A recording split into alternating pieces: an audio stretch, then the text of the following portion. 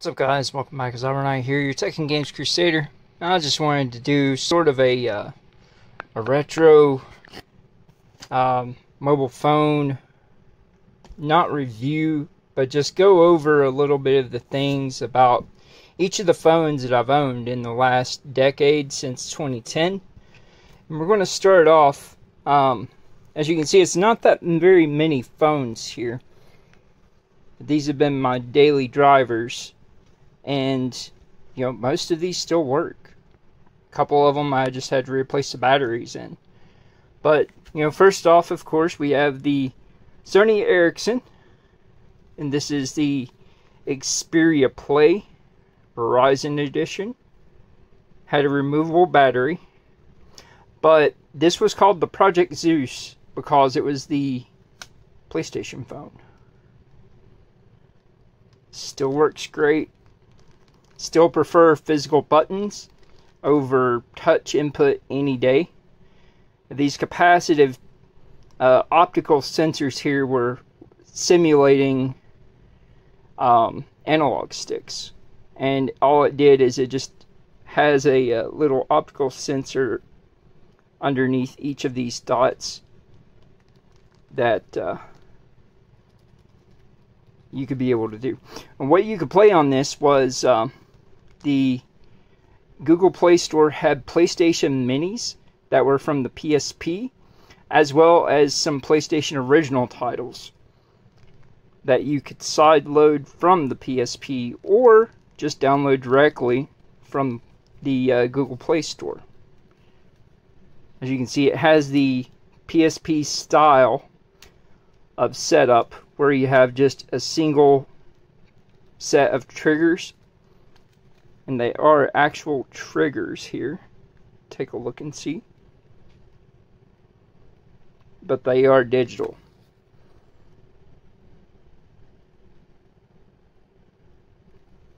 There was a mod you could do to it to be able to make it be able to be analog, but I never went that far into it back then.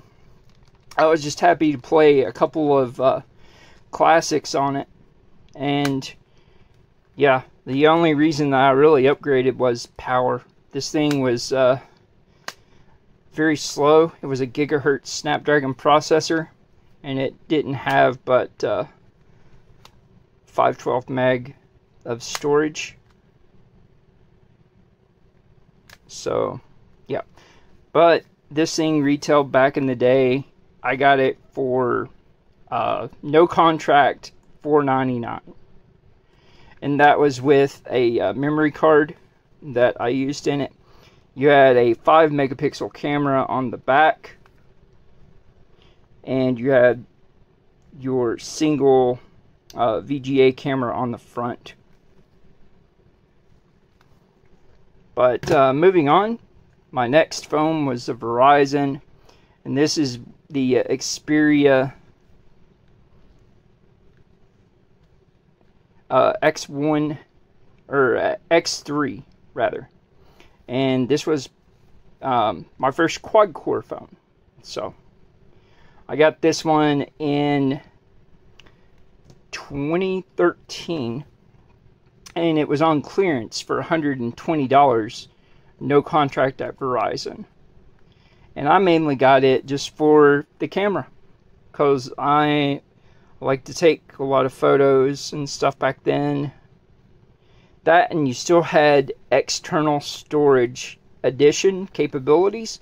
Sony is the only company that I know of that still provides with a basic version of Android without like the Samsung stuff and everything. Upgradable storage. External upgradable storage. But the reason I stopped using this was the casing separated and it fried the battery and the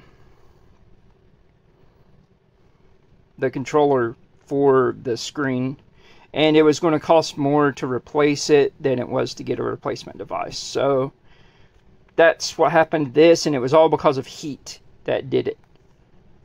Of course, having it in an OtterBox case, the only OtterBox case I ever owned, rather, didn't help anything. So moving on, first Best Buy phone purchase. This is the Xperia X2A.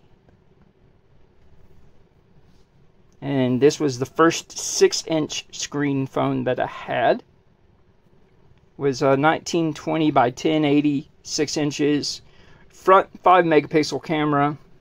Back 5 megapixel camera. Also having a light for the flash. And I like this phone so much that whenever the sealed design of the battery casing in it just died, it didn't expand or anything, I just had it under warranty at Best Buy, so I got another one. By the way, this one, you know, like I said, I got this one back in 2015. Then got this one. Same thing. Had this one through October 2015. I got this one in November 2015. So, yeah, I had this one. I bought it in December of 2014, and then I got this one in November of 2015. And then this one is the Lenovo Elite Pro 3. This was my first 8-core phone. This is a Snapdragon 821, and it had 4 gigs of storage, or no, it had 64 gigs of storage, and it was also my first non-expandable memory or storage phone. Had 4 gigs of LPDDR4X RAM.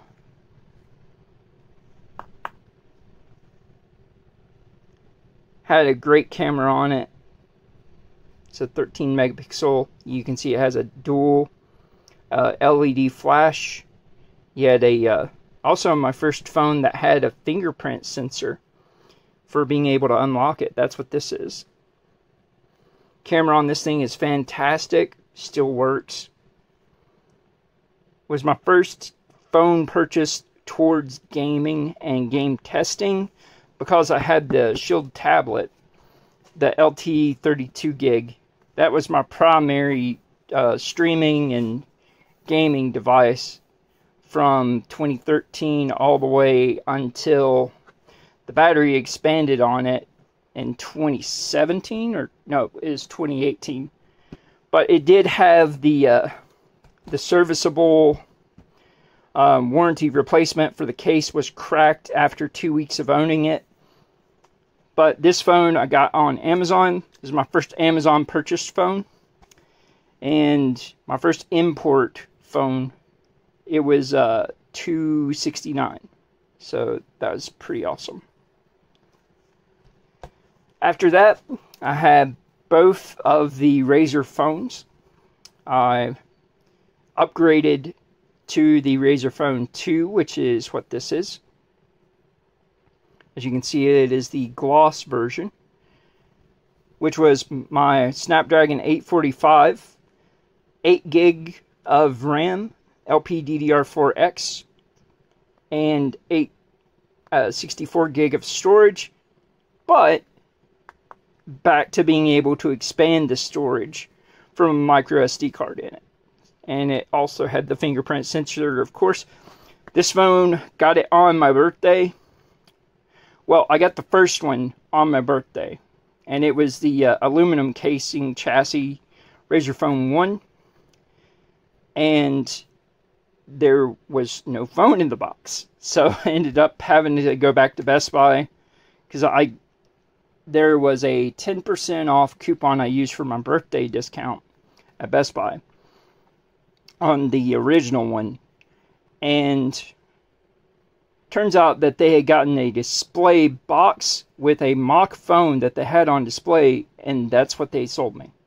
So I ended up calling up Razer, getting it replaced, because Best Buy told me sorry, there's nothing we can do. We don't have any in the store anymore. So ended up having that phone, and I used it all the way through. Actually, then gave it to trade for some things that I needed whenever the Razer Phone 2 came out. And that way, you know, this phone still works great. It's as powerful as anybody really needs. A Snapdragon 845 is no joke. I mean, that's what we have in the AYN Odin Pro. So there's no reason to really need more than that. I mean, still nowadays, phones come out and there's less than 8 gigs on them of RAM. So the only thing they really upgraded between the Razer Phone and the Razer Phone 2 was the camera, the battery, and the casing, and the screen was different as well. Razer Phone was the first one to have a option. This screen is 1440p at 120 hertz, and they were the first ones to be able to do that. And they did that on the Razer Phone 1, and this being the Razer Phone 2, they actually gave you 144 hertz. That was unlockable through developer options. But I never used it at that because I never saw a need to. Speakers on this thing, where they're front facing, they're great. The same thing in the way that the Xperia X3V Verizon phone, this big boy, you get front facing speaker grills, really good speakers. This is a very loud phone. But price on it, the original Razer Phone was $699, and I got it for $5 something, is like $567 after tax. And then this one I got, it was $799 discounted with the 10% coupon, and it was like $713 with tax. So yeah, this has been a great phone, still works great.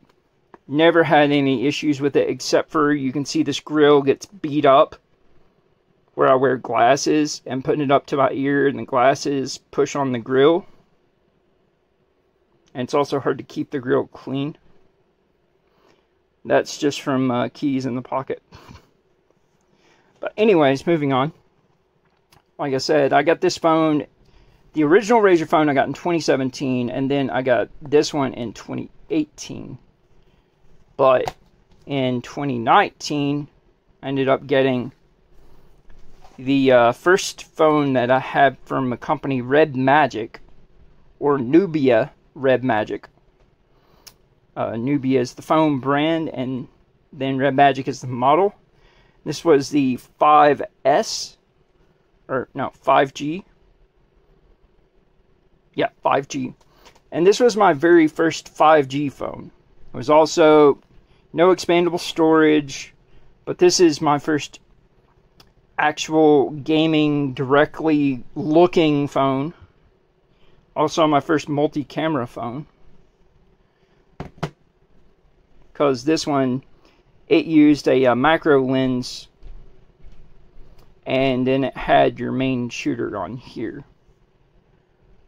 I didn't like the bloatware that this required of using Razer apps, but here nor there. But this one is the first phone I've ever had that had a fan built in on it. You actually have a switch. You got vents on it right here, both sides, and your fan is right here.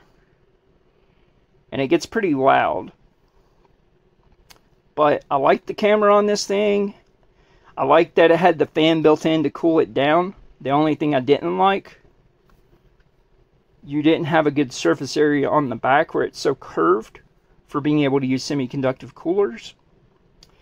And the only reason I really upgraded this one is because they were saying that this was end of life and it wouldn't be supported on my service. So I tried out some other phones after this that I tested. I've got the 5S, but it's in storage right now. I can't get to it. I had the OnePlus 9 Pro, and it was trash. I really did not like that phone. Kept on having crash issues, shutdowns and stuff. And, you know, the phone that I'm currently using, see if you guys can be able to see. Back to a Sony phone. This is the Xperia 1 Mark III. And it is the 512 gigabyte international version with 12 gigs of RAM. It's LPDDR5X. And it has one of the best cameras on it of any phone out there. Sony is always great for being able to have their cameras be really good, because they make cameras and their screen on this thing is amazing. It being a resolution of 4K, and that's by being 3840 by 1600. It just it's full screen for what you would want for a letterbox movie watching experience. Speakers on it are great. Signal's great. This phone, though, costs quite a bit of money. I got this phone for my birthday last year in August. Pre-ordered it. And the phone box that arrived was crushed. There was no phone in it. There was no charge cable or anything. It would just look like somebody had taken it and ran it over. So went to Best Buy, had them reorder, and it took like a month or so. It was October of last year whenever I got this phone finally in my hands and been able to make use of it. And I mean, it is a fantastic phone. Battery life on it's really good. It also has the stamina mode for the battery. I can go 4.5 days without charging this thing in stamina mode. I can go almost 18 days without charging. But if I'm in 5G mode, which 5G doesn't exist for where I'm at, it does pull signal harder, and it does pull more on the battery. But this phone was $11.99 when I got it. But it was supposed to have came with headphones or earbuds or something that was a $300 value. Didn't ever end up getting those because, you know, like I said, the package was crushed. But I am eyeing the current Xperia 1 Mark IV just because it comes in white and the camera is better, and they have some new mods like a flip-on screen and a gimbal, powered gimbal that's got AI to it and stuff. And the speakers are even louder, if that's even possible, but it's a little bit more money. It's $1,600, so that may end up being a possibility if I find one B stock or something, because I'm not opposed to buying not new stuff, ever. If I find a good deal, I'll buy it. But yeah, guys, I just wanted to share this little journey here with you guys of the devices that I've made use of over the course of since 2010. You guys want to leave a comment, you know, talk about any of the things that you've had that, or if you had any of these devices, your experiences with them,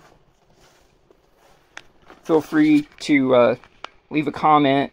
If you like this video, give a thumbs up. Consider subscribing to the channel. I've got plenty of giveaways. And if you also want to know when I have new content going live, you know, consider following me on Twitter at Xyber as well to be entered in those giveaways. I'm using an algorithm that catches to verify people who are following me on Twitter as well as who are subscribed to the channel. And that's what I will be drawing from for the pool. I will still be using my algorithm, and I'm not using any sort of boosting algorithm contest stuff yet, because this being my first official channel giveaway. Whenever the channel reaches 1,000 currently, if by then the Twitter has caught up to 2,500 followers. So if the Twitter has still not reached that and we reach 1,000 subscribers, the subscriber count increase will go up to give more people a chance. But guys, this is Xyber Knight, your Tech and Games Crusader. Hope you guys have a good night, good day, take care. Thanks for watching. We'll see you later.